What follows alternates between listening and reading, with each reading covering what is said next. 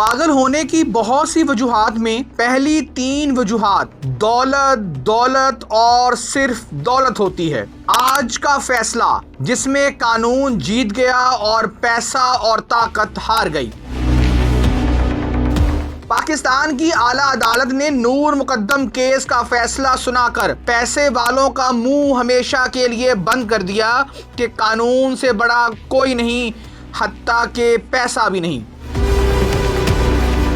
مجھے خدا کے واسطے چھوڑ دو، میں کسی کو نہیں بتاؤں گی، مگر ظالم چھریوں سے ایک کے بعد ایک وار کرتا چلا گیا۔ نور نے جان بچانے کے لیے روشن دان کھول کر پہلی منزل سے چھلانگ لگائی۔ وہ گرل کے ساتھ بھی ٹکرائی اور فرش پر گرنے سے زخمی بھی ہو گئی۔ گھر پر اس وقت 2 ملازم تھے، جن میں سے ایک خانسامہ تھا اور دوسرا چوکیدار۔ یہ جوان لوگ تھے۔ نور ان ملازمین کے سامنے فرش پر گری اور گھسٹ کر گیٹ کی طرف بڑھنے لگی۔ وہ چوکیدار کی منتیں کر رہی تھی، تم گیٹ کھول دو، ظاہر مجھے مار دے گا، لیکن وہ پتھر بن کر کھڑا رہا۔ ظاہر جعفر تیزی سے سیڑھیوں سے نیچے آیا اور نور کو بالوں سے گھسیٹتے ہوئے دوبارہ اوپر لے گیا۔ وہ اس کا سر سیڑھیوں پر بھی مارتا رہا۔ یہ دن 4:30 بجے کا وقت تھا اور 20 جولائی کی تاریخ تھی، یعنی بقرہ عید سے پہلے ہی ایک لڑکی کا گلا محض اس لیے کاٹا جا رہا تھا کہ یہ مجھ سے شادی کیوں نہیں کر رہی۔ بس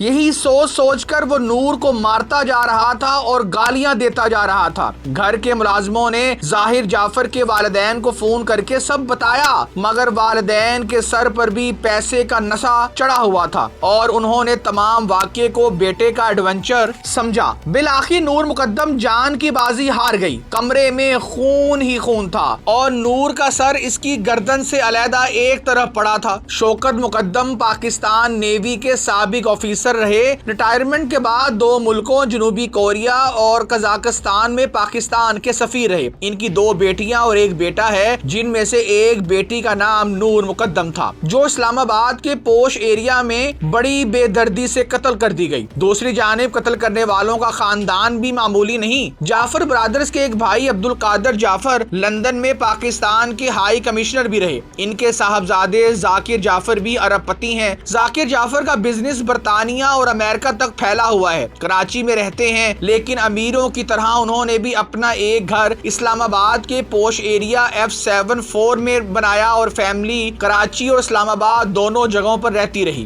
ظاہر جعفر امریکہ میں پیدا ہوا، نیو جرسی میں پڑھتا رہا، لندن میں بھی زیر تعلیم رہا۔ اس کا ایک ہی شوق تھا، باپ کے پیسے ہوا میں اڑانا۔ نور مقدم اور ظاہر جعفر اصل میں ایک دوست تھے۔ یہ لیونگ ریلیشن شپ میں تھے، ایک دوسرے کے ساتھ گھومتے پھرتے اور کھاتے پیتے تھے۔ شوکت اور جعفر دونوں ایک دوسرے کے خاندان کو بھی جانتے تھے۔ نور کے قتل کے بعد پولیس نے مرکزی ملزم کو حراست میں لیا تو امیر زادے کو بچانے کے لیے پیسہ حرکت میں آیا۔ کبھی ظاہر جعفر کو پاگل قرار دینے کے جتن کیے گئے، کبھی کہا گیا بیٹا امریکی شہری، اس پر قانون پاکستان کا لاگو نہیں ہوتا، کبھی پولیس کو خریدنے کی کوشش کی گئی، کبھی نور کو عیاش اور بدچلن لڑکی ثابت کرنے کے لیے سوشل میڈیا پر جھوٹا پروپیگنڈا کیا گیا۔ آخرکار ظاہر جعفر کا ٹرائل شروع ہوا۔ 14 اکتوبر کو ظاہر جعفر نے جرم کا اقرار کیا۔ ٹرائل کورٹ نے مجرم ظاہر جعفر کو موت کی سزا سنا دی۔ بعد میں اپیل پر اسلام آباد ہائی کورٹ نے بھی